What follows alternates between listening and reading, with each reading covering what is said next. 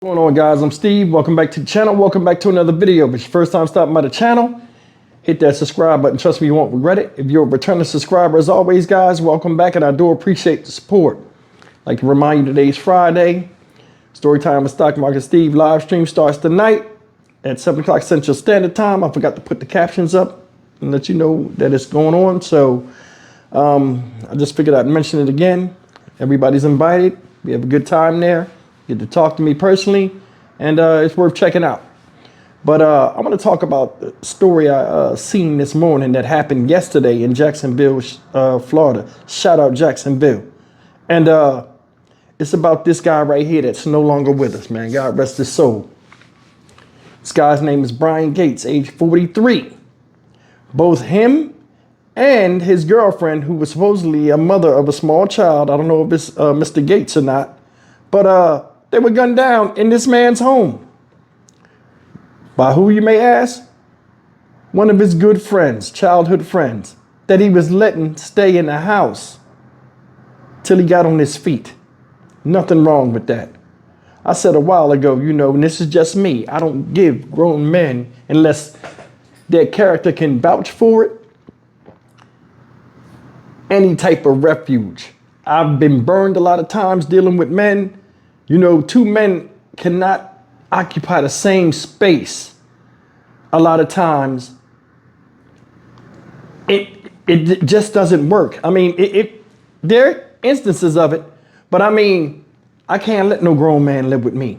I mean, he got to have really good character, and I got to see him getting on his feet, like the opportunity that this guy was supposed to have. Now, this guy's not pictured. They don't have a name yet, but evidently, supposedly, this guy had a troubled past. History of substance abuse. Mr. Gates respected him as a friend, let him stay with the man rent free. All he had to do was get on his feet. He just needed a place to stay, or so he claimed. And this man lost his life for it. And not only him, the woman that he loved. Take a look at this and we'll come back and talk about it. In more local news, two families are mourning after the discovery of a horrific scene inside of a home inside of Jacksonville's Arlington area. I know my family, like my grandma, they not taking it well, but I'm gonna be strong for them because that's what they need right now. That home is located on Whitlock Avenue off Arlington Road. The bodies of a man and a woman were discovered inside the home.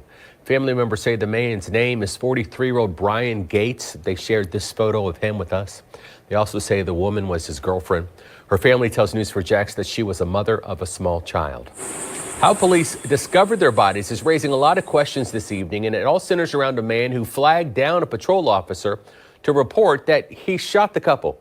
News4Jax reporter Eric Avenay spoke with the families of both victims. He's joining us live with the latest on what they're saying in this investigation. Eric?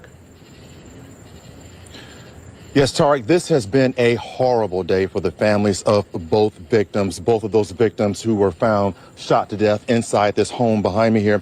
They said the family suspected that Brian Gates' roommate was the shooter. And I can tell you that after a long conversation those family members had with multiple detectives, those suspicions were confirmed. Jacksonville police say on Thursday afternoon, a man near the corner of Whitlock Avenue and Arlington Road flagged down a patrol officer and told the officer he had just shot two people inside a home on Whitlock. When police entered the house, they said they found the bodies of an adult male and female who were both shot to death. Family members of the male victim have identified him as Brian Gates, the owner of the home. They say the woman who was also killed was his girlfriend. After talking to detectives, the family confirmed to News4Jax that the shooter who flagged down police was Gates' roommate, a man whom Gates had known for years and was trying to help get back on his feet by allowing him to live in the home rent-free. Moments before this block became a crime scene, a friend of the family said he was on his way to work and called Gates' mother to report seeing Gates' roommate on the sidewalk acting strange. That family friend did not want to be identified. And I happened to notice the guy was on the sidewalk, pounding the sidewalk, beating his head like he was just really hysterical out of it. And whatever the case may be, I kept on going, and I called his mother and told him, I said, Bryant roommate is back on that stuff. I saw it seemed like he's having a hissy fit. He says 2 hours later, he got a call to come back to this area because police were investigating a homicide inside Gates' home. What led up to the shooting inside this home remains unclear. Family and friends of Gates tell News4Jax that the two men had recently been arguing. News4Jax learned that many people in this area knew Brian Gates, an employee of the seafood shop located within 300 feet of the house where Gates and his girlfriend were found dead, told News4Jax off camera that Gates would volunteer to help out with the shop's landscaping. Gates' son, Brian Gates Jr., was not surprised by his father's popularity. He was very famous. He was very friendly. Everywhere I went, when I was little, hanging out with him, he always knew somebody, dapping up somebody, all smiles. He was a great person. Gates Jr. has many memories of his dad, but says the memories that really stick out are those of him and his dad battling each other on the basketball court. So there were some epic battles on the basketball court. Hell yeah. Yeah, hell yeah. He made me, like, my competitiveness comes from him mostly. Yeah. Up there at Bruce Park, yeah. All that's left now are memories of those epic battles on the court, memories of the fun times between a father and son. Again, what led up to that fatal double shooting remains unclear, and it's still unclear if police have formally charged Gates' roommate. Right now, they are only calling this a double homicide. They have yet to classify this investigation as a double murder investigation. Reporting live in Arlington, Eric Avignon, Channel 4, the local station. All right, guys, that's the story of what happened to Mr. Brian Gates, man. It was a good thing his older son was on there talking about them playing basketball and how he'll be missed and, you know, just respect. At least he left a good impression on his child before he left the earth. Now, I don't know how old that boy is, but he seemed like he in his 20s. But respect to him. He was very respectful on the microphone, and he seemed like, you know, he was educated, which is a good thing. But I'm going to tell you something. So this guy worked across the street from his house. That's a sweet gig. He ain't got to use no gas money or nothing. Figured his life was doing well. He owned his own home, guys. At 43 years old, owned his own home.